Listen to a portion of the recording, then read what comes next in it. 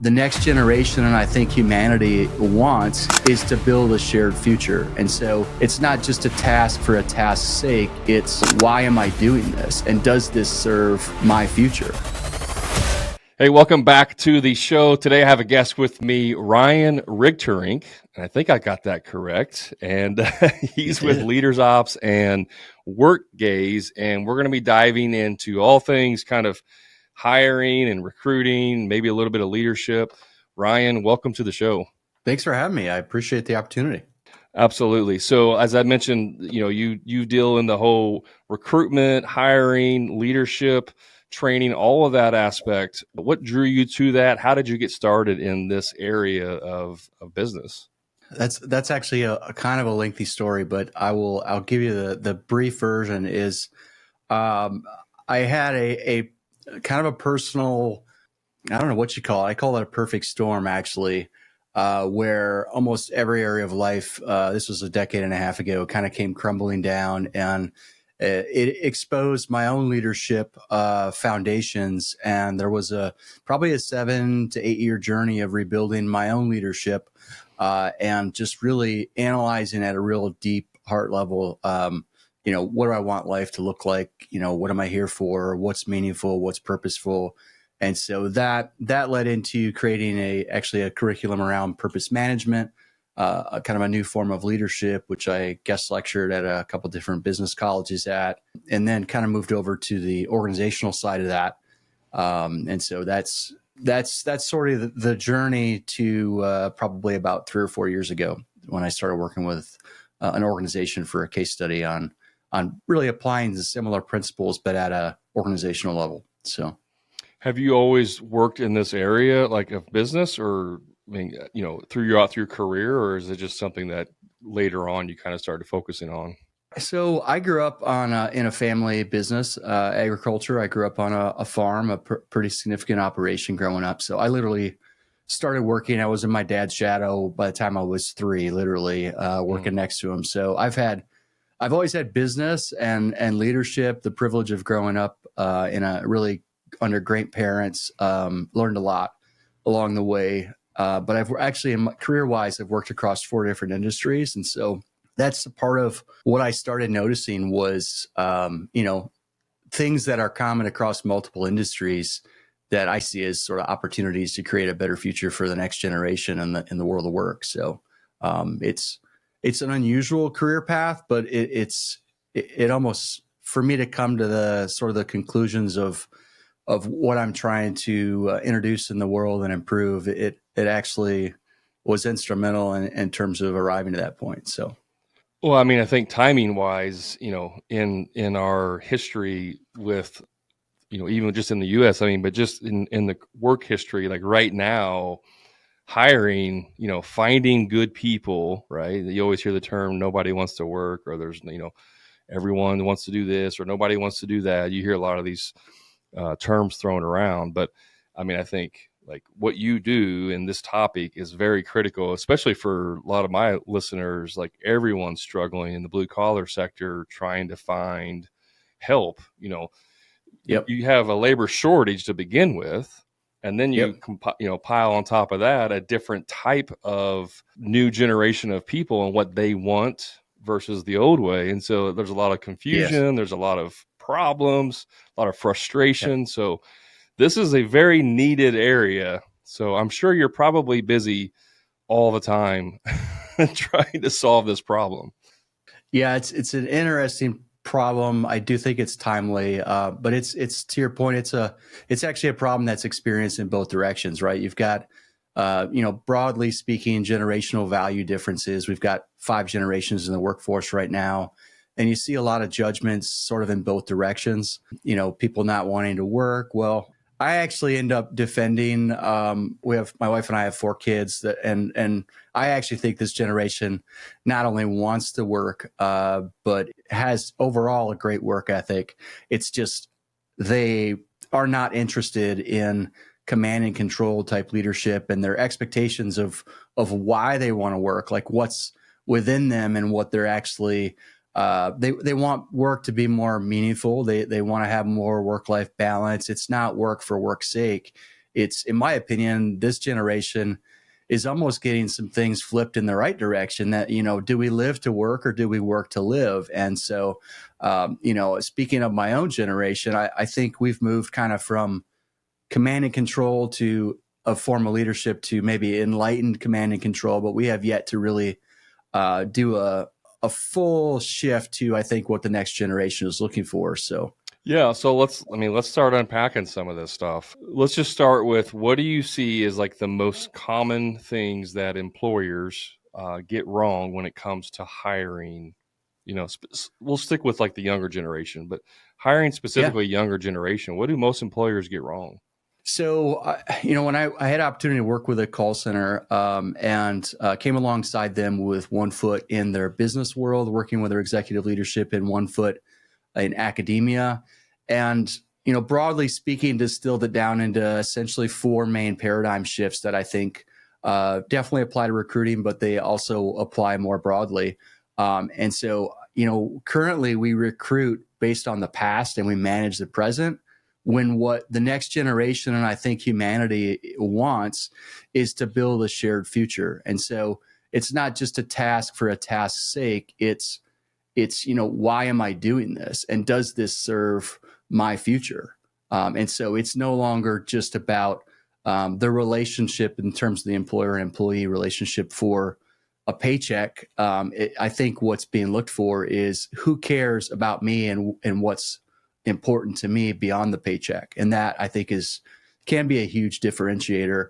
And it's, I don't pretend to say that it's rocket science or anything like that. A lot of these things, I think once you see what's possible in terms of some of these things, it's like, well, I've had a lot of people would be like, well, duh, like that really should be obvious. But what should be obvious when we talk about it, if it's not actually being done from a leadership standpoint, it's not what people experience. And so I think that's part of the rub in the recruiting and hiring space. So You said recruit in the past. What do you mean by that exactly? Well, we have our primary method of recruiting in terms of systems is off a resume. And a resume by default is, was created 500 years ago by Da Vinci, and it really hasn't been updated a whole lot since. There's been changes, but from a macro, like a significant shift is, it's still all about what have you done to date. So one of the underlying premises that I got you. that I actually think is flawed is, we actually don't have great data on we have great data, I'll say partial data on what somebody's done to date, but we don't really have great data on where someone wants to go in that hiring and recruiting space. And so that's actually some of the insights that we're introducing with Workcase, because it's kind of, in my opinion, it's a blue ocean, and it actually brings the more of the human element into hiring from the beginning. So okay, that makes a lot more sense. I mean, we're looking at a resume, which is all past, right? Everything we've done in the past. I mean, some people would say best predictor of future performance is past performance, and there's probably a lot of truth in that. But obviously, people change careers, they have different passions that change, their desires change, their situation changes, their requirements change, and so that may not really, play into that. So what are some like differences then, if resumes and looking at stuff is really kind of doesn't help, like what should we be doing as far as recruiting? What should we be doing differently? yeah, and I guess just to clarify, I'm not saying that resumes should be thrown out or not used, right? What I'm saying is they're incomplete, and there's a whole nother, half, if you had a half resume, it's not as meaningful. And so in resumes, one of the things that is a limitation of the current infrastructure we have, which is based off of this sort of past present paradigm, is we have ATS systems that are basically, a lot of people experience them as a black hole, right? You apply, they go into this, there's there's parsing that's done off of that to mine out keywords and whatnot, but it's incomplete. It's kind of a game. Does it actually elevate the best people? Maybe. I would think there's a lot of talent that's missed. And then you've got other recruiting paradigms that I've connected with a bunch of other recruiters, and this I actually learned along the last couple of years working with one is one of the sort of problems in hiring and recruiting right now is people are hiring they want 100% match of experience and skills to the job description. And what that produces is the best worst fit candidate. Because if you think about it, if somebody already has everything that you're looking for, what is that for that person? It's a lateral move. And what else is the differentiator to attract that person to your company? Well, it's pay and benefits. And so we end up creating, by virtue of some of our approaches in hiring and recruiting, we create our own sort of square peg in a round hole where we're literally eliminating a section of great fit candidates right now that maybe there's 10 to 20% or they don't yet have it to the degree that the job requires it. But what is that? That's somebody who might be really leaning in, motivated and engaged in their own growth, motivated to develop in their career. And how does that person show up after the offer is made? Well, they're probably a lot more interested in all of those sort of extra effort that goes into the job than somebody who's been there, done that, learned how to do it by another company, which may or may not work out, and eliminating many of the primary intrinsic motivators and reducing it down to a pay and rewards motivator for making that switch. And so some of these things I think we need to kind of rethink in terms of, are we building the right data and insights, and is our paradigm in hiring correct for truly building a shared future with someone? And so that's some of the thoughts and insights we're trying to introduce into that piece of the process. So wait a minute, Ryan, you're telling me if I need to hire a carpenter and I say, need to have 5 years experience in carpentry, and I find somebody that has 5 years experience in carpentry, that it's not going to solve all my problems? Well, you tell me. That's your world. How has that worked out for you? It never works out. I'm obviously tongue in cheek here, but my saying that I tell a lot of my clients is we always want to hire for character, train for skill. Obviously, there's some skills that have to be, required there depending on what they're Absolutely. doing. But overall, like the character, I don't care if I hire the best carpenter on earth. If he is a terrible human being or very difficult to deal with, my life's going to be miserable. Absolutely. I agree with that wholeheartedly. And what I would add to that is, what's their motivation in that role? Does it genuinely serve the future that they're trying to build? Because I tell you, somebody who's on their heels doing, checking boxes and doing what's required versus somebody who's leaning forward into the job and it actually, it lights a fire in them in terms of where they want to go, that person shows up different for you. They show up different for your customers. And ultimately, I think it's the kind of employer-employee relationship that is truly a win-win and builds more value for all the stakeholders. And so I think if we can zero in on that, I think, character is a piece. Obviously, experience to a degree is absolutely a piece. Depends very much on the role.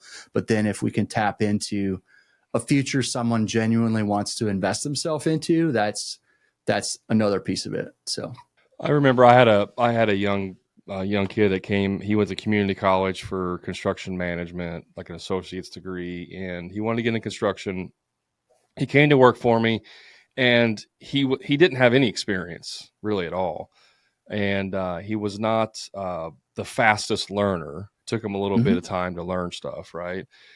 But he was an amazing human being, just a good person. And so I kept him around, not because of his skill set, but because he was trustworthy, dependable, showed up every day early, stayed late, did everything I asked him to do. I mean, just a very dependable worker. And though, yes, I wasn't getting the maximum productivity out of him, but he was such a great employee that I wanted to keep him around, as long as possible because of that. And so I think there's a lot of that goes in that as well. Would you agree? Absolutely agree with all of that. I think, there's so many intangibles that we talk about that currently we're trying to mine out in face-to-face interviews. And I mean, there's a reason why personal referrals are weighted so much more heavily than, you know, a cold application. It's because of some of those intangibles, character, motivation, dependability. All those things are not just skills. They're very much, you know, I like to say soft skills are the new hard skills. It's you know, you can train anybody the right skills if they show up with the want to. And what I'm also saying is we can actually create the conditions where the want to can be there as well. And that's sort of the leadership side of that. So from a recruiting standpoint, what do we need to be doing different than the standard? Like what's the, I don't want to say like the blueprint or, you know, the process, but I mean, what should we be doing as an employer? What should we be doing different in terms of recruiting so that we do find the right people? So, you know, it's a great question. Unfortunately, a lot of that is customized for the particular role or industry, right? So each of those are going to have, you know, different demands and probably a different strategy that's optimal. But, you know, at a high level, I think if we can add in missing insights into creating a shared future with somebody. So, you know, career growth fit is one of the insights that we're layering in. And understanding before, you know, in the selection of who we're even interviewing, how much value are we creating for the employee and how can we optimize that? That's a piece. I think if we can both recruit and then manage people understanding how they're intrinsically motivating, it makes a huge impact. And so we can gain insights into that. So we're actually introducing motivation fit in that same platform, Workgaze, and then team fit. So I think, you know, from the academic research I've seen, like the things that really elevate are really, if I could point to a secret sauce, which is I think what you're asking is it's a combination of the environment, the motivation of the individual, and the future-oriented intent of what they want and where they want to go. If we can nail those three things, in addition to still all the qualification kind of stuff that's done so far, but also back off of that and leave room for growth to happen, I think we can find a much better sweet spot in hiring. So. And you brought it up, and I was going to eventually, but Workgaze, that is the software, the platform that you guys use to help businesses find talent, recruit, all that stuff. Is that correct? Yeah, so we're actually developing it right now. We're building a job seeker side and then a employer side, and so we're getting ready for beta on the job seeker side here in probably about another month. And then we're continuing it. We're actively getting stakeholder input on the employer side from recruiters, from senior leaders, managers, HR folks, talent acquisition teams. So it's already gone through several iterations in the design phase. And so yeah, that's I'm hoping that will launch in January. But all of that came out of the training and coaching I did with leaders and seeing the aha moments of how much more value can be created in that relationship. And so honestly, I didn't set out to build a platform. I set out to make an impact, and through feedback started to realize and connect some dots that if we can add these insights into that process, we can make, you know, an exponentially larger sort of dent in the universe on this. So. Okay, so how are you collecting insight then for this, you know, for the data, but for employers, like how are you collecting this insight that you're using for the data? Yeah, so we're building on some proprietary data sets that have already been proven out in that space, but then the rest of it's all first party data, which means that it's all actually informed by the job seeker candidate themselves. And so it's all about these: how are they motivated, how do they fit with the team, and how do they fit in terms of future growth path direction. That's all based off of sort of machine learning as well as the candidate data that they provide. And then we've got some other things built into it so that they can't gamify the system, like how resumes are tailored right now to sort of put out a certain picture to each application of who they are. We've got some things built into it so that, you know, it removes bias. It removes that sort of game that is played in hiring, but ultimately, hopefully, serves both sides at a higher level. So, okay, let's talk about motivation for a second. Then, how do you determine someone's motivation? So there's a lot of different academic research out there. The one that I gravitate towards, because I think simplicity equals scalability on some of this stuff in terms of just it being usable, is really boiling down to 4 key areas in like an employee value prop and motivation. People are generally motivated towards an external like impact in the world, so like a mission orientation of the organization, towards their own personal career growth or professional growth, towards the physical rewards, which is one of the 4, as well as connection with people. And so that's the academic research that we've built upon to identify what are people's primary and secondary motivators for why work matters to them. And I've got 4 kids, and I think each of them might actually be in one of the 4 categories. I'm not 100% sure. I haven't done that, but I see so much variety in my own family in terms of how people are, just designed and who they are and how they're motivated and what matters to them. And so some of this has been like my own pattern recognition of parenting kids and working with other young adults in terms of helping them find careers that they'll thrive in. And so this is kind of an extension of a father's heart, if that makes sense. So. Oh, it makes perfect sense. And I see this, and I talk with my clients a lot about it. But I mean, you mentioned earlier about square peg, round hole, or square hole, round peg. But it's like, well, I need someone that can work from 7:30 to 4 every day, Monday through Friday. Like that's our hours, and that's when you have to work. Well, if a rock star, A player walks in the door, wants to work there, but he needs to get off by 3:30 every day to pick his kids up, like figure out a way to make it work. You Absolutely. know what I mean? Like you can't be rigid in all Right. this stuff. So can you speak a little bit about, from an employment side, like maybe you see some of these things that employers do to themselves to really put the handcuffs on their ability to recruit top talent? Yeah. So there's some general trends right now in terms of the labor market. And there is differences, obviously, depending on the industry and sector. But the top half of the labor market versus the entry level, there are very different dynamics at play. You've got probably more demand than supply at the top and the reverse at the bottom. And so I think one of the things that employers do that have like entry level to early career kind of jobs is employers have probably never experienced this, and they're probably frustrated by perceived work.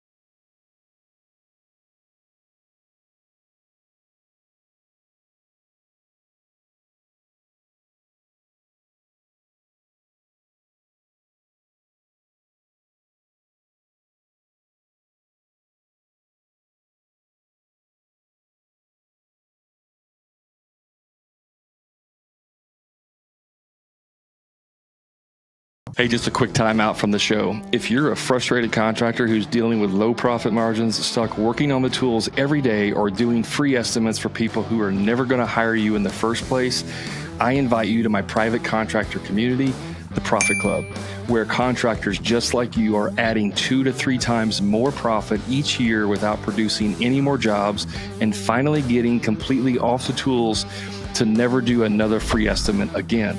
So if you're ready to increase your profits, stop doing free estimates, and get off the tools, then all you have to do is click the link in the show notes to learn more about the Profit Club and see how I can easily 2 to 3 times the cash in your pocket, give you a proven sales process that will convert more jobs with ease and get you off the tools once and for all. And the best part is you can do all of this without having to produce more jobs than you currently are. Click the link to learn more. Now let's get back to the show. Well, so that's a good transition to kind of talk more about leadership then. I mean, what, from a leadership perspective, what do you see people doing in terms, let's shift the gears to more of like retaining employees. What do you see typically with from a leadership perspective that they're getting wrong to retain top talent in their business? So unfortunately, there are a lot of people in leadership positions, management positions that have had absolutely no leadership training. And that is, so first off, anything I say, like there are lots of industries and positions where people are sort of set up. I don't want to say set up to fail, but set up to maybe not even know what needs to be done. Right. So I think investing in leadership, even if it's on the job leadership and application leadership, where it impacts immediately in terms of the circumstance, that's as an organization recognizing that there's value there and it's needed is kind of step one. Once there's probably some leadership acumen in those positions, part of that, and this goes back to more about the question you're asking, is how do we create a growth culture where there's continuous growth and rhythms of the business that it's meaningful to the individual. And so in the call center, and what I'm a proponent of right now and recommend is a weekly, or if you can't do weekly, every other week, where it's not an accountability kind of conversation, but it's a growth moment where, okay, what are you working on? How can I support that? Who can I connect you with? For everybody that's on your team that you're in charge of, right on down throughout the organization. And so when that happens, it sounds like a small thing, but 3 to 5 minutes of a leader not talking to you about what have you done and have you gotten this in, and accountability kind of conversations, but investing in the individual and having that over the course of time, it actually builds a culture that's of people leaning into growth. And it's not just, a mission statement on a business card. There's authenticity behind, we care about you as a person, backed up by action, not just, I think some of the distrust that exists right now in the workplace is because there's a lot of people who have experienced words without actions that have followed through and made people think, okay, that was authentic. And so I think sometimes there's an authenticity gap in actions. And then employee voice, like it's in that conversation, but even beyond, creating systems and integrating systems where employee voice is not only heard, but I believe it's a huge opportunity for continuous improvement and innovating the business itself. Anybody who's on the front line has the most direct conversations typically with customers, depends again on industry and whatnot, but they have the most firsthand knowledge of what are the complaints from the customers, what are they experiencing that's not going so well. And so hearing the voice of the employee, but then actually taking action on it. Again, that action piece is so important because I think there's survey fatigue. There's, I'm going to take XYZ assay and then nothing is done with it. Like, so there's like, it's a both and kind of thing on that. So I still remember to this day when I went into the Marines out of high school. I did 4 years there. Got lots of exposure to leadership, different types of leadership. But my first job out, I worked for a telecommunications company, and a couple years after I started doing service, I was working in their service department, going out and fixing problems. And our supervisor, I don't remember what the problem was, but there was some kind of problem. I think I felt like I was doing most of the work because I was. And there were some other issues going on, but I went in and talked to him, right? I remember this very distinctly. This was like 20 plus years ago. I sit in his office. His name was Joey. I'm like, Joey, here's what's going on, blah, blah, blah, blah, blah, blah. And he was like, I hear you. I understand. It makes sense. I felt heard. I left that office feeling heard and empowered because my supervisor he's got my back. He's going to take care of me. The problem was he didn't do anything. It was all just show. Yep. You know what I mean? He had cracked the code on how to look like somebody who cared and took Right. care of you. In reality, he wasn't going to do anything to help you. And so after that, transpired, I never went back to him again. I talked to him again, never asked him about it because I knew it was all just, smoke and Yep. mirrors. And so I think that's kind of like what you're talking about really is like genuine, let's figure out what's going on and actually try to implement some of these things in our business. Yeah. And there's ways to do that. Structuring, I think a lot of what I've heard from leaders, I'll put it that way, is a concern of like, if we crack that door open, it's going to turn into a giant gripe session and it's going to like be in a ditch and it's actually going to have a negative impact. But if you structure it correctly, either through technology or through just even structuring the conversation, that can be a hotbed of massively valuable innovation and improvement in the business. And so approaching it that way is, I think in a lot of companies, it's a lot of untapped potential to not only listen, but to take action and listening to understand and not dismiss. And then if they see action being taken, to your point, even the doubters will start to believe like, oh wow, like they did something with what we recommended. And so that's huge for employees not feeling like a number and feeling like, action was taken based on what we're experiencing and what we're saying. So again, it's saying sounds so basic, but they're missing, broadly speaking. And so it's a huge opportunity.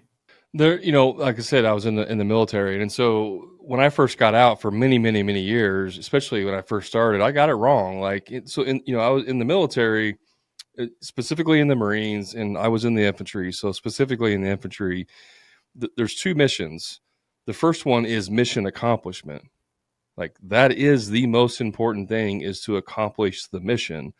The second thing is troop welfare. And so if you're going to attack a target and, people get hurt, casualties and things, like you still you don't stop in the middle of a conflict to, hold on, we got to check on our guy here, right? It's like we have to get this mission done. And then after the mission is over, then we go and we check and help everyone. And that's the complete opposite really in corporate America. And one of the hardest things it took a long time for me to figure out. I mean, yes, obviously we got to do good work. We got to get our work done, but not to the extent of, someone's having a bad day, someone's dealing with personal issues, and we're just like, hey, suck it up. We got to get this work done. We got to get this bathroom remodel finished. I don't care about what's going on at home. Like that's a 180, from, again, the military. And for me, that was a hard transition. I had to like flip it, 180-degree flip of that whole leadership principle. And then once I did that, it really helped me in my business. And this is where we're talking about culture now, right? Now we're getting into culture. Yep. My boss does care about me. My employers do care about me. And so speak a little bit about that, if you wouldn't mind. Yeah, absolutely. I think what you just said about the military versus 180 of that in corporate America is a really astute observation because, and for good reason, we've derived a lot of our leadership paradigms, a lot of our leadership training has come out of the military, and there's a place for that. But I think that's called command and control now, right? That's how a military needs to operate, but it's not how an organization of people who are essentially deciding whether or not nobody's enlisted in your company. Like they haven't, they can leave whenever they want, right, and they have options. And so the leadership paradigms that work in that are in a lot of cases 180 degrees from that. So I think that's a very astute observation you made. And it's, yeah, I didn't know you were going to go there. I was thinking that earlier when you said military leadership experience, that that's actually part of what doesn't translate well now. So you could probably write a book on that.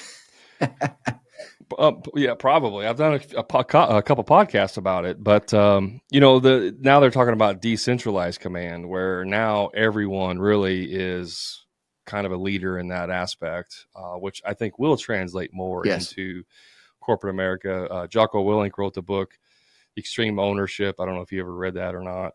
Yeah. He talks a lot about that. And then there's other book, Dichotomy of Leadership. But yeah, I mean, those are I wanted to go back to something you said earlier about like feedback loops. You didn't call them that, but you're talking about feedback loops, talking to your, the first chain of or your lowest tier, or the ones dealing with the customers. They have the most information, having those sessions, getting that feedback. And so we actually, in the military, we did have what they called, I'm not going to repeat it, but female dog, starts with the letter B. They called them B sessions. Mm-hmm. And it's where everybody in our platoon would just get together, and that was your, 1 hour of time Absolutely. to just complain about everything that's wrong with the leadership, Yep. and there's no recourse. I mean, you got to have a little bit of tact, obviously, Right. but you could tell your leaders, your NCOs, your staff sergeant, platoon sergeant, commanders, you could be like, you're always telling us to do this, but you never ask us about this. And that was your opportunity. And we did it like once a quarter to really lay it out there. And so I've told a lot of my clients, like, you should be doing similar things in your business. Yes. Maybe don't call it the same thing, but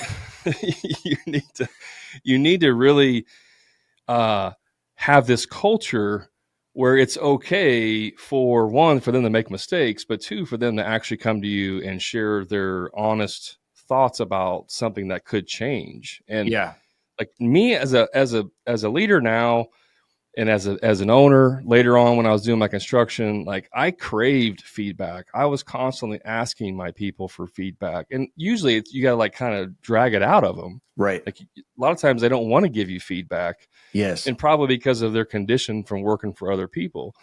But I mean, I'm kind of speaking in circles now, but I mean, it's just like this, having the culture in your business that allows your, the junior staff to really feel like they can say whatever needs to be said is just going to strengthen your company 100-fold. Yeah. I mean, what's your thoughts on that? Yeah, 100%. I mean, you're probably familiar with psychological safety and how that's kind of taken root. We've done, I mean, it's an incredible tool to measure it. But it, the bar of creating that kind of culture hasn't really moved a whole lot.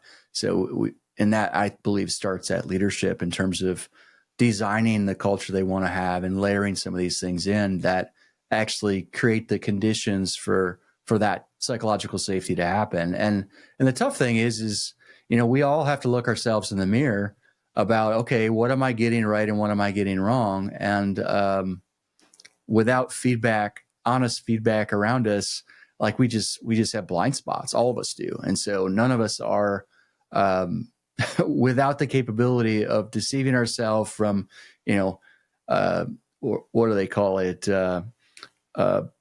Drinking our own, what do they call it? Punch or whatever. There's an expression I can't remember, but reading our own headline, believing our own headlines, right? And so position-based leadership is, if we can view the organization as the inverting the pyramid, that I'm here to actually serve everybody who's below me.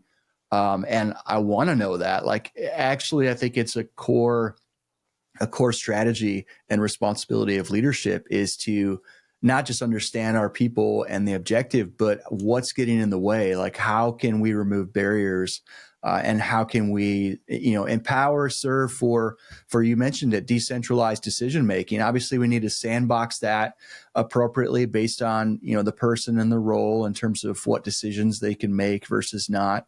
And that's all very situational. But the more we can move that, to decentralize that throughout the organization and create the psychological safety to speak honestly, I mean, that's a huge competitive advantage, because cultures are hard to replicate, and cultures that do pull that off, they move faster, they innovate faster, they create more value, they serve customers at a higher level. Because of that, it turns into, they can charge higher margins. So there's kind of a cascade of benefits that come out of doing that. So one of the things that was shocking to me when I got into construction is, you think construction, big burly guys, tough guys doing hard manual labor, shouldn't be that sensitive. They should be rough and tough people. And it's like, some of the most sensitive people I've ever met actually work in construction. So, like, you can't, it's not, it's not all like the type of work you're doing. I mean, you got to be sensitive to that stuff, and it doesn't matter what industry you're in. Um, the soft skills, like you mentioned in the very beginning, is so critical. And one thing I was going to mention earlier, and I forgot, but I can pretty much say with about 98% certainty that if you're a blue collar guy listening to this right now, you've probably never thought, I need to send my, foreman or my project manager or supervisor to some type of leadership training. Like, the thoughts probably never crossed your mind that they actually need leadership training. We always look at them from a production side of it. What do you know how to do? Like, how can you get this work done? And I think just that, like, even if it's just, one little seminar or one thing, a book, whatever it is, like, just giving them some type of training on a regular basis is really going to make a huge difference in their effectiveness to lead people. Yeah, absolutely agree with that. I sort of made up a new term called pre-productivity, and that's, leadership's about creating the conditions where productivity happens. It's not just about the task and checking things off the box, but if as leaders we can create the conditions and the environment, and then personalize our approach to the individual with that EQ, like you're talking about, it translates downstream into absolute positive impact on productivity. So. And one little tip I'll throw out, if you're listening, like what I did in my business is I had a few books, some curated books, like 10 books that one book I made them, it was a requirement for them to read, but the other ones were, optional. And if they read the book, and then I would just ask them a couple questions like, hey, what was your main takeaway from the book? What did you get? To kind of make sure they actually read it, you know what I mean? Because it's an honor system. But then I would give them, just give them like a cash bonus. I'd give them $20 for the first book, or $50 if they read it, just to kind of incentivize them to read. Now, obviously, check with your attorneys and all that for what's legal.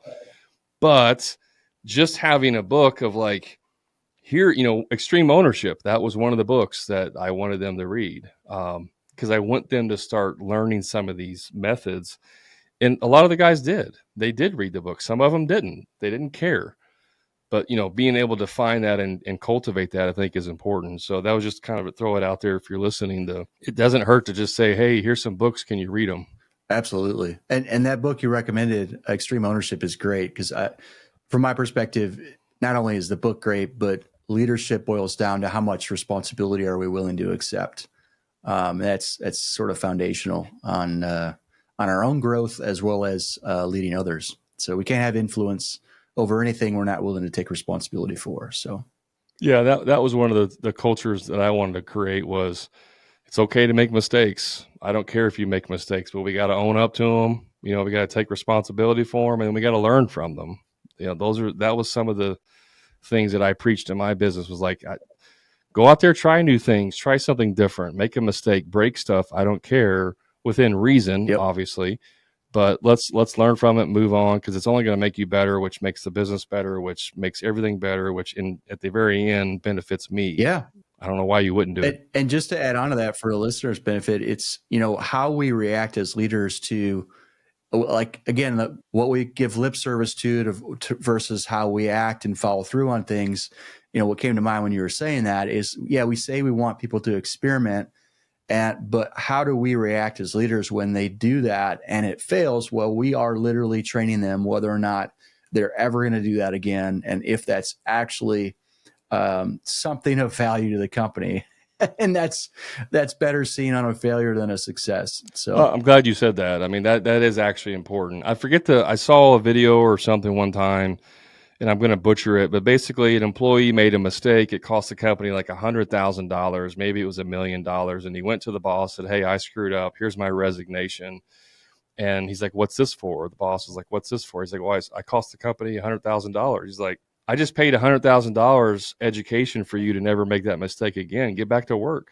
Right. And that's kind of like that culture of what we're talking about here. 100%. Yeah, absolutely. Awesome. Well, Ryan, we're getting to the end here. We talked a little bit about work gaze. I know you said you're looking to launch that first of the year, they can go to, it's just workgaze.com. Yep. Is that correct? Yeah, that's right. Yep. And that's a platform that you're building for employers and for job seekers to kind of help find a good match for everyone all together.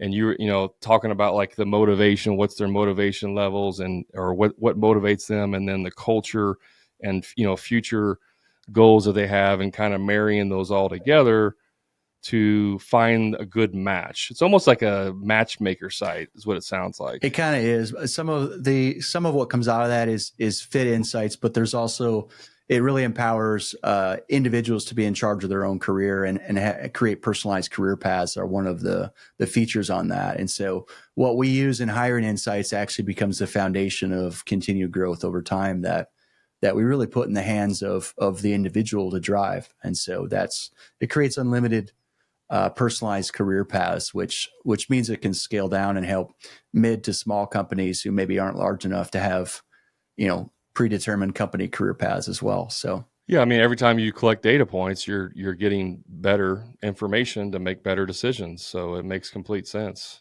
Awesome. One question I like to ask everybody, Ryan, what is a book that you're reading or one that you recommend? Oh, so I'm in launch phase right now. So obviously, Awesome is kind of a brand marketing book that I've read recently, and it's very, very well done. I believe it's April Driscoll. That might not be right. Obviously, Awesome is the book title, and it's orange, but I forget her name. Okay, I don't think I've heard of that one before. I'll have to write that one down. Obviously, Awesome. So I will definitely take note of that. Thanks again, Ryan, for being on the show. We will have links to your contact information in the show notes for anyone else that wants to reach out to you and learn more about what you're doing. Excellent. Well, I appreciate the opportunity to talk about this, and I appreciate the time and the conversation. So thank you. Thank you again. All right, guys, that's the end of the episode. You know where to find me on the social media platforms. You can just search for the Hammer and Grind podcast. Also, if you haven't picked up the new book yet, make sure you grab that. There's links in the show notes. You can get the book for only $7 and lots of bonuses that come with that. And remember, guys, until next time, profit is not a dirty word.